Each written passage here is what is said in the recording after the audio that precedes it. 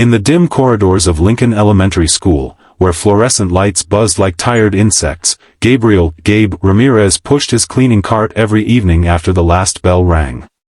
At 42, he was a single dad to an 8-year-old boy named Mateo, who waited at home with a neighbor until Gabe finished his shift.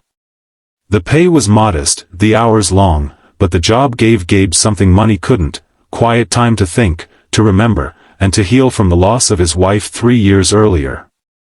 The school was mostly empty by 6 p.m., except for a few stragglers, teachers grading papers, the occasional coach. And then there was Ivy Moore. Ivy was 9, small for her age, with wide hazel eyes and dark hair that fell like a curtain over her face. She had been selectively mute since her father's sudden death in a car accident 2 years prior. Therapists called it trauma-induced. Her mother, Reagan Moore, called it stubbornness in private moments of frustration. Reagan was the CEO of a tech firm downtown, always in sharp suits and sharper heels, rushing in late to pick Ivy up from after-school care, phone pressed to her ear. The staff whispered that Ivy was the girl no one could reach. Teachers tried rewards charts, counselors tried play therapy, even the principal suggested a specialized school. Nothing worked. Ivy sat alone at lunch, drew in corners during recess, and communicated only through nods, shakes, or the occasional scribbled note. Most people stopped trying. Gabe noticed her the first week of the new school year. She lingered in the empty art room long after the after-school program ended, sitting cross-legged on the floor, staring at blank paper.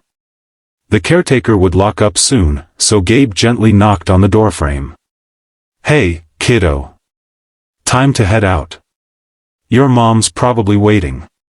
Ivy looked up, eyes wide but silent. She didn't move. Gabe didn't push. He never did with kids. Instead, he pulled a small bottle of bubbles from his cart, the kind he kept for Mateo when the boy had rough days, and blew a slow stream toward the ceiling. Iridescent spheres floated down like tiny rainbows. Ivy's gaze followed them. For the first time, the corners of her mouth twitched. The next evening, she was there again. Gabe didn't ask questions. He just sat a respectful distance away, blew more bubbles, and hummed an old lullaby his mother used to sing. Ivy watched. She didn't speak, but she didn't leave either. Weeks passed like this. Gabe brought small things, a packet of crayons one day, a smooth river stone the next. "Feels nice when you're anxious," he explained without expecting a reply. Sometimes he talked about Mateo, how his son loved drawing spaceships, how he once tried to fix the toaster and ended up with burnt toast for dinner. Gabe never demanded Ivy respond. He just filled the silence with gentle presence. One rainy Thursday, Ivy arrived with red-rimmed eyes. She sat in her usual spot, knees drawn up, rocking slightly. Gabe recognized the look, panic, the kind that swallowed words whole. He crouched nearby, keeping his voice low. "Rough day, huh? Mateo gets those too. When he was little, after his mom, well, he'd hide under the table. I'd sit on the floor with him, no talking, just breathing together until the storm passed." Ivy's rocking slowed. She glanced at him, then away. Gabe pulled out a notebook from his pocket, the one he used for shopping lists, and tore out a blank page. He set it in front of her with a pencil. "No pressure," he said. "But if words feel too big to say, maybe they can live on paper first." She stared at the page for a long minute. Then, slowly, her small hand took the pencil. She drew a single flower, wilted, petals drooping. Gabe nodded. "Looks lonely. Maybe it needs a friend." Ivy hesitated, then drew another flower beside it, smaller but upright. They sat like that until the rain stopped. Over the next months, the drawings grew.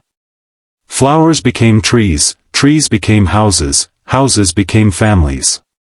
Sometimes Ivy wrote one word beneath a picture: sad, scared, son. Gabe never praised too loudly. He just said, "That's beautiful," or I see you.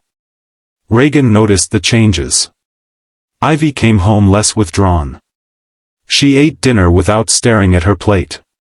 Once, when Reagan asked about her day, Ivy pointed to a drawing taped to the fridge, a janitor pushing a cart, bubbles floating around him, and then pointed to her own mouth, making a tiny whispering motion.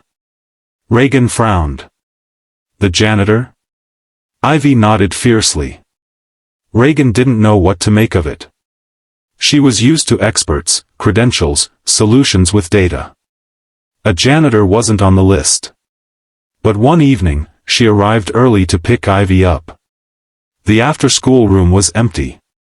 She heard soft laughter, rare, precious, from the hallway near the art room. She peeked around the corner. Gabe sat on the floor, back against the wall, blowing bubbles. Ivy sat beside him, closer than Reagan had ever seen her with anyone outside family. A notebook lay open between them. Ivy was writing quickly, showing Gabe each line. Gabe read aloud in a gentle voice. Today the teacher yelled. Everyone stared. I wanted to disappear. He paused, then said, I get that. When I was your age, my dad yelled a lot. I used to hide in the shed. But you know what? Hiding doesn't make the yelling stop. It just makes the quiet feel smaller. Ivy wrote again. Showed him. You don't yell. Gabe smiled softly. Nope. Yelling never helped anyone hear better. Ivy's hand trembled. She wrote one more line, slower this time. I miss my dad. Gabe's eyes glistened. He didn't wipe them away. I miss Mateo's mom every day. Some days the missing is so loud it hurts. But talking about it, even whispering, makes room for other things. Like bubbles. Or friends. Ivy looked up at him. Her lips parted. Nothing came out at first. Then, so quiet it might have been the wind through the window. Thank you.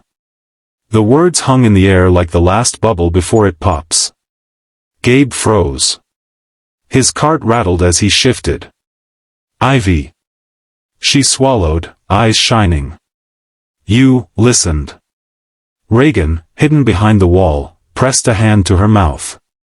Tears streamed down her face before she could stop them. She had spent thousands on specialists, read every book, prayed every night for a miracle. And here it was, not in a therapist's office, but on a linoleum floor, shared with a man who cleaned it. Ivy reached out and touched Gabe's hand. You're my friend. Gabe's voice cracked. And you're mine, kiddo. Reagan stepped into view then. Gabe startled, standing quickly, wiping his hands on his overalls as if he'd done something wrong. Ms. Moore, I. Reagan shook her head, unable to speak at first. She knelt beside Ivy, pulling her daughter into a fierce hug. You spoke, Reagan whispered. My baby spoke. Ivy buried her face in her mother's shoulder. Gabe helped. Reagan looked up at the janitor, really looked at him, for the first time. Tired eyes, calloused hands, a heart bigger than the building he cleaned. Thank you, she said, voice thick. I didn't see. Gabe shrugged, embarrassed. I just sat with her. Sometimes that's enough.